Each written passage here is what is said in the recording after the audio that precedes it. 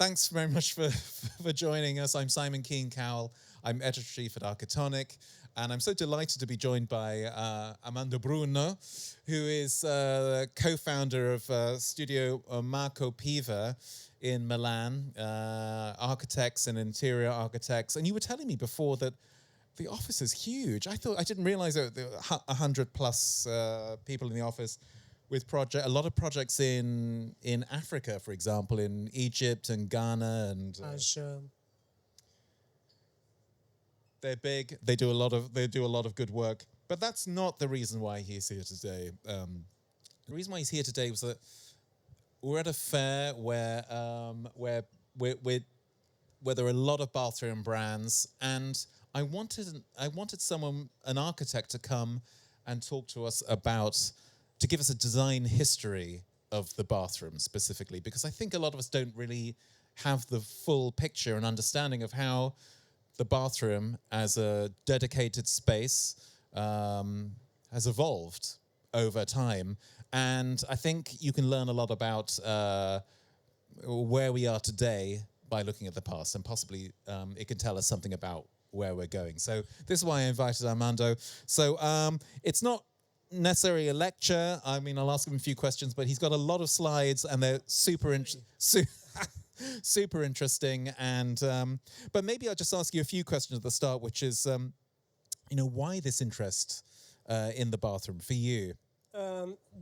Honestly, this is research that I've been doing, talking about the relationship with the human and the water, because I'm also interested into the project related to the water. I mean, lake or sea, the master planning, whatever. So I don't know. I'm also teaching at the university, so my mind At the Polytechnic in Milan. Yeah. That's why my mind is quite interesting to all the part of the history. Yeah. And maybe this question will lead you into your presentation, which is when did the bathroom first appear? As a recognizable space that we might identify as the bathroom.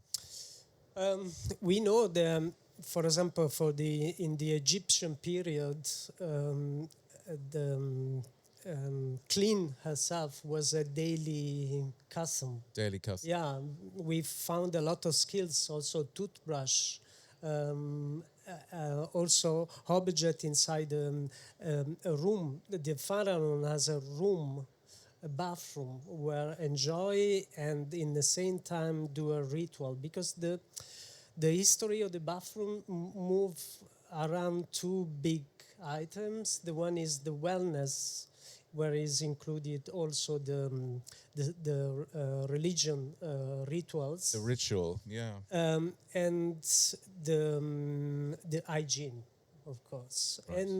And over time developed in the separately, depend on the period, sometime in the same way. And also, let me say, in another two tracks parallel, right, which is private and public.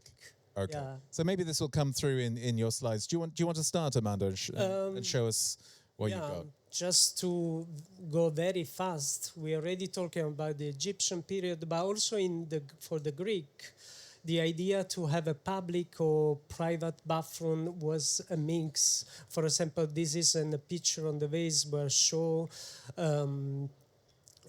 students, they were doing the shower before the philosopher's speech, for example, in the gymnasium, and which was a shower. Also, we already know, we think, for example, that the Thames bath, are a Roman idea, but is not. But it was the Greeks. Yeah, because it was Greek in a different layout. For example, you can see also divided in three parts, the frigidarium, tepidarium, and caldarium in two levels. The second level was hypocaust, where the fire was using for heat water and create the steam for enjoy under the dome. And that, as we know, the most important terms are in the Roman period. This one is the first one, which was private, because Agrippa wanted to have a private bath, and it was close to the Pantheon. And then when he died, became public, and the Pantheon was just rotating in a different direction. Just to have an idea, it's around 120 meters compares to the one which is the most famous, the Terme di Caracalla. You can see that people was there also for enjoy the garden or the TIA, the two library, the Latin and the Greek library. There is also a gym area, the U, and the private conference room. Right. So it was a place to enjoy. And sorry. I was just going to say, this goes to what Constantina was saying in the last talk about why not put a library into a bathroom. This is nothing new. Exactly. But this is another famous bathroom in Milan, in Rome, as the Latrina, the Vespasiani, which was a place also to have a private meeting, consisting in a rectangular. So these are toilets. This is a latrine. Public toilet. During the Traiano period in Rome, there were around 115 spread in Rome, and was. And you would meet. You could meet at the toilet. You could converse at the toilet. Yeah. So it was not private, but also. Is this something that's going to come back, I wonder? I don't know how our audience would feel about sitting on the toilet and talking to your neighbor. Yeah. Maybe. And we always thinking about the Middle Age like a very dirty period, but which is not true. For example, the soap was invented in this period, and was just because the bathroom was inside the building, because people start to believe that during the Black Plague, yes, the miasma, the disease come into the open pores, so become a private experience. This is. I don't know if you guys know this. This is in the medieval times they're actually quite clean, but later on this notion came about that the plague would you could be infected by the plague through your pores. So one way to avoid that was not to wash. So later on for example, in the Tudor period, you have certainly the kind of upper levels of society not washing, but just changing their clothes every day instead. Yeah. And basically, the bathtub was in wood, but covering by textile in order to be much more comfortable. Right. This is, for example, the bathroom in the castle was very common with drainage or in the middle of the wall or completely outside. And just to, if you compare the level of the hygiene with a monk during the 14th century to the same people in London, you realize that the level was much more high during the Middle Ages. During the Middle Ages. This is, for example, the lavatorium. The monks used to clean themselves before and after the meal. So was a very daily custom. And it's interesting and quite ritualistic. So cleaning yourself before eating. If we go back to the Egyptians, cleaning yourself before your philosophy lesson. The idea of maybe, I don't know, a clean body would kind of make your mind more open and receptive to ideas.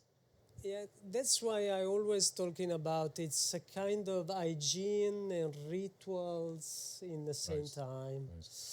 And then also the furniture start to introduce other stools in the bathroom. This is, for example, the bidet. She invented the bidet. The first one was found in Madame Prie. She was a very influent mistress of the Prime Minister Luigi XIV XIV, and she Louis the 14th. yeah, this is the portrait where she rides the bidet, and I found a lot of design Like a small because horse. a lot of designs start to draw in. For example, you can see the shape is made it for increase the comfortable, no, with the textile, velvet textile, in order to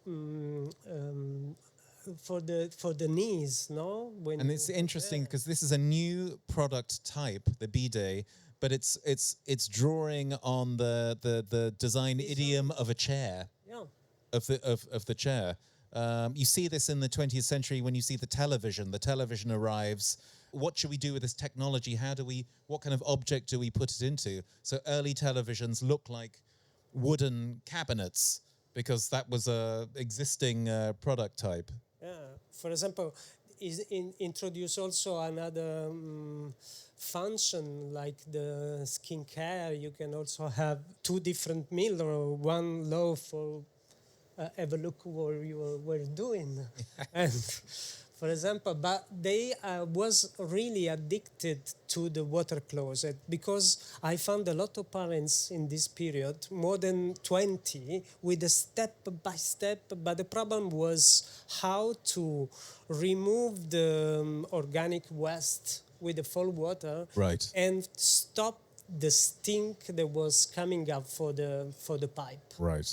That was the reason. This So was- that's why the bathroom cannot stay in the house because the stink of the pipe was really bad. So I found a lot, but at the end the solution was DS. And Thomas Towards invent DS, and the water stay in the level, stop the stink, and So this this- was the real invention. So in the English-speaking world, you call this the kind of the U-bend, and this was, as Armando says, this stops this kind of this back kind of movement of gases coming up or smells Exactly. coming up. So these pieces become Thomas start to create the material in ceramic, all the base in the lavatory, the water closet, bidet. And so this is in England in 1870. Yes, And then this is an innovation, and it's patented. Yeah. and also the public hygiene was still a problem. This is the first public bathroom in London. The Great Exhibition. Yes. Yeah, where the Paxton, the With if you know the Crystal Palace. Yeah. For the beginning, it was only temporary, but then the government increased money because people would pay just £1, and just for men, because women cannot use the public toilet for a long time. And this is another experience I found very interesting, the one in Vienna, which was really well done. And also So this is 60 years later in Vienna, almost, yes. And this is an hotel because all the research, the idea was experimental in the hotel and then moving in the house. Like this hotel has air condition, lift, telephone inside the room, and also for the first time the bathroom, which was made also in a very clever way, as you can see. No, the one for the first room and the one for the other one. Right. Very nice design. But the real problem was how to introduce the bathroom in the apartment that was designed with not have it. This was a really problem. And at the beginning, it was an addiction of the bedroom and sometime of the kitchen because the plumbing was already there. So I really found interesting that all the catalog in that period was with this furniture, camouflage, pretend to be other furniture. Again, this idea of, you're right, exactly, how to integrate the technology into the living space. Let's use an existing object type like a chest here or a chair. Fascinating. Yeah, and camouflage. Camouflage it. Yeah. And But it's also interesting to think about, those examples of baths in kitchens and baths in bedrooms. Yeah, I I mean, saw we a see lot of now this pictures. tendency for the hotel bathroom to be kind of integrated with the sleeping area in a hotel. Things go in circles. We've seen it before. The JL Mott are a really interesting catalog because you can see all the history around this period. For example, they start to sell all the furniture, but also the layout of the bathroom.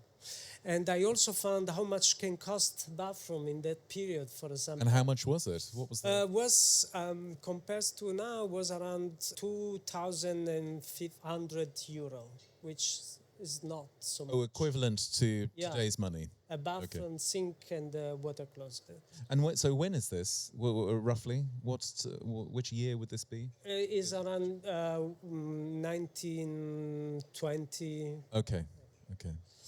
For example, all the accessories also Right. made in nickel. The bathtub at the beginning was made in brass and zinc, which was so heavy, Right. around 200 kilos, and then became in ceramic. And go just back to another kind of furniture. Also, the shower was really interesting. This is the first prototype of the shower, which was divided in two pieces. The basin, where people can stand in and wash with a pump to remove Right. the water. And it was go down. 1767. Yeah, but the real shower was invented by a doctor in the prison. He invented the real shower with the plumbing inside the wall in order to clean 1,200 prisoners in 2 days, in order to increase the hygiene in the prison, which was really, really bad in that period. And then design start to create bathroom inside the house. Right, and inside the house. Yeah. And also the famous, which is you read this article, which was talking about. This is the private bathroom of Otto Wagner. She was invited to an exhibition, and she just reproduced the replica of the bathroom, which was really strange for the period, especially for the bath, which was completely transparent. Adolf Loos wrote an article and text and says that was a scandalous bathroom of the modernity because it was transparent. Right. Yes, exactly. There's indecent.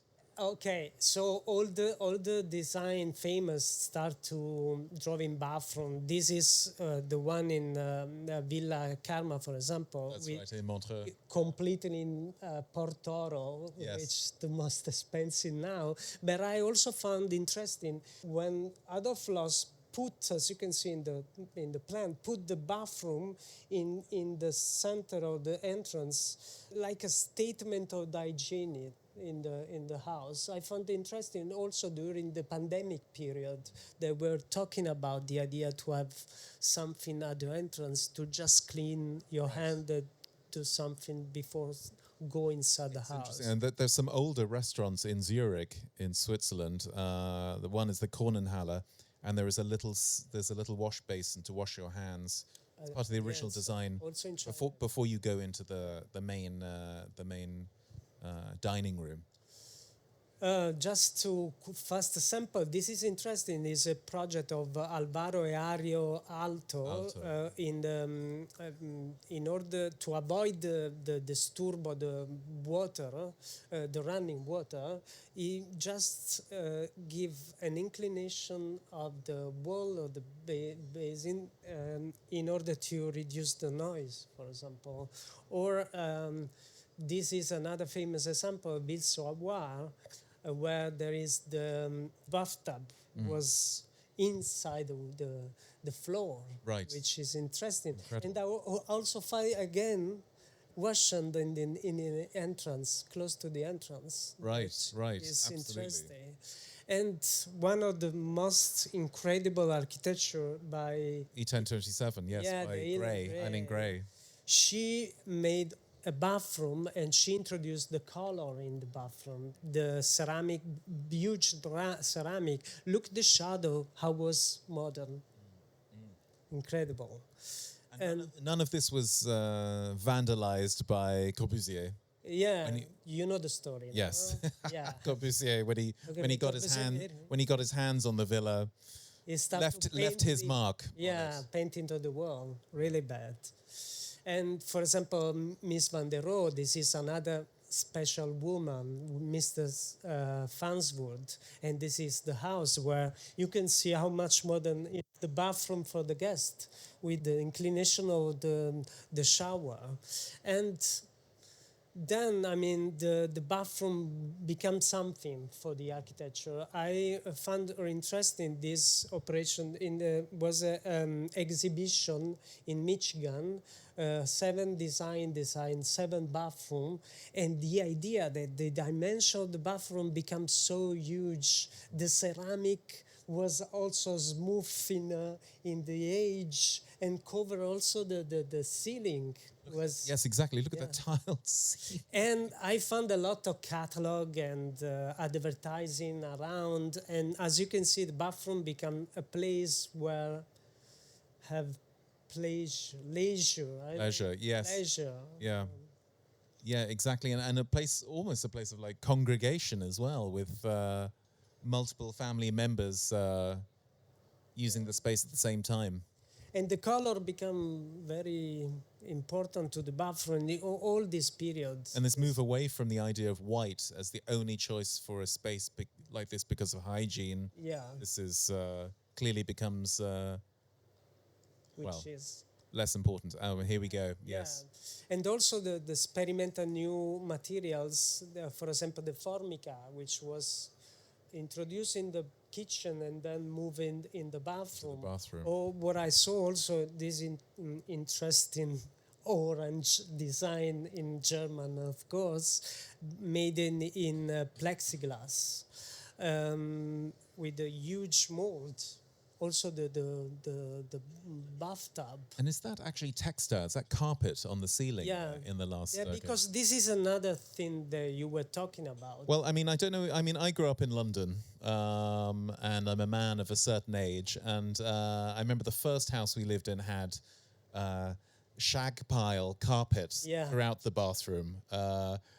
When I speak to my German colleagues, they're absolutely horrified. They think this is so disgusting. But this was normal, and I recall that the carpet actually continued up the side of the bath as well, just for extra.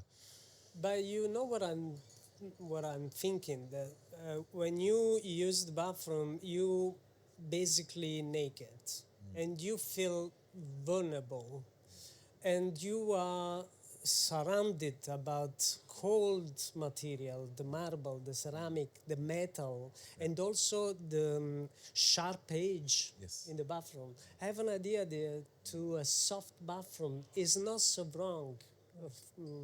The feeling, and I found interesting that they start using carpet and cover everything. And also this experience, which was experimental, of course, with the polyurethano espanso to create a smooth bath. No, also for the sound, they reduce the sound. Right, exactly.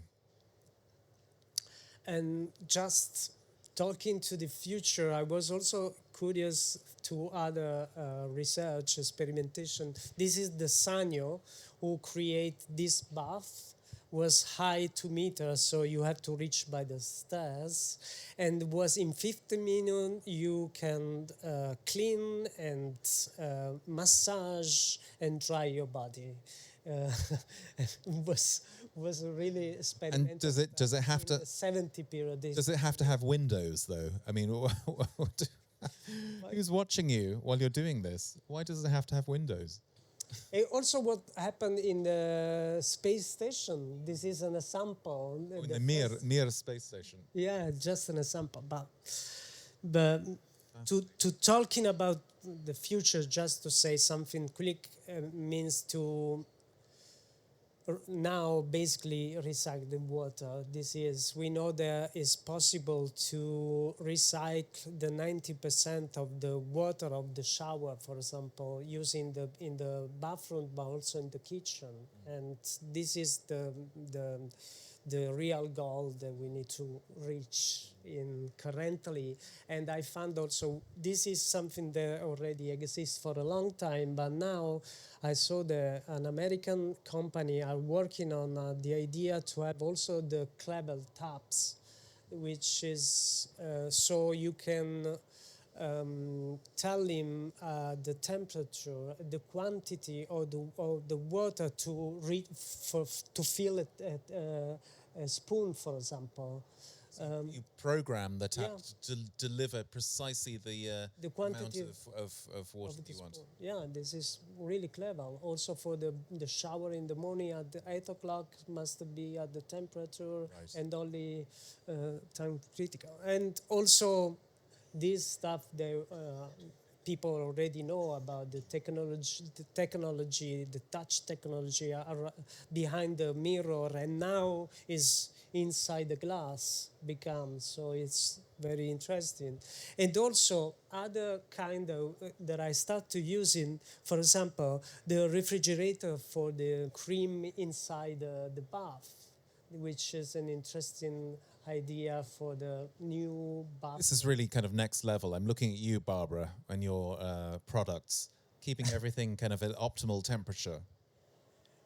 Yeah, in order to extend the life of the product. Of the product, yeah. And that's it. I just listen. I think that's absolutely fascinating. This is like the Oscars. If this were the Oscars, they would be playing the music now to say "get off" because the countdown clock is like flashing now to say.